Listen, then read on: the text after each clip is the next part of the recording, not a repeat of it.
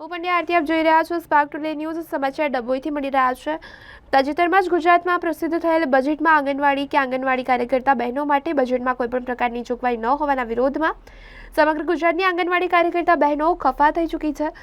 ગુજરાત રાજ્ય આંગણવાડી કર્મચારી સંગઠનના નેજા હેઠળ ડભોઈ નગર તાલુકા પર પણ આંગણવાડી તમામ કાર્યકર્તા બહેનો દ્વારા કાળા વસ્ત્રો પરિધાન કરી બજેટની હોડી કરી રેલી યોજવામાં આવી। રાજ્ય સરકાર હોય કે કેન્દ્ર સરકાર પ્રત્યેકના પાયા ના કામો માટે કાયમી ધોરણે ખડે પગે રહેતા આંગણવાડી કાર્યકર્તા હાલ ગુજરાત રાજ્યના પ્રસિદ્ધ થયેલ બજેટને લઈ ભારે નારાજગી વ્યક્ત કરી રહ્યા છે। ત્યારે ડભોઈમાં પણ બહેનો દ્વારા કાળા વસ્ત્રો પરિધાન કરી બજેટની હોડી પ્રગટાવી પોતાનો રોષ વ્યક્ત કર્યો અને સાથે રેલી પણ યોજવામાં આવી।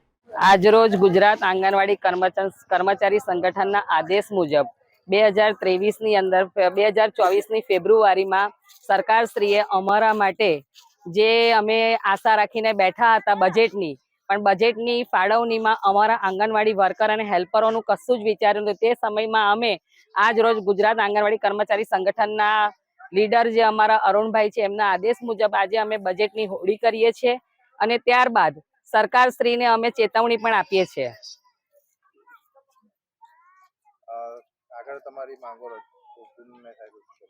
આગળ જો અમારી માંગો નહીં સંતોષાય તો અમારા યુનિયનના આદેશ મુજબ અમને ત્યાંથી જે હુકમ આપશે તે પ્રમાણે અમે કરીશું।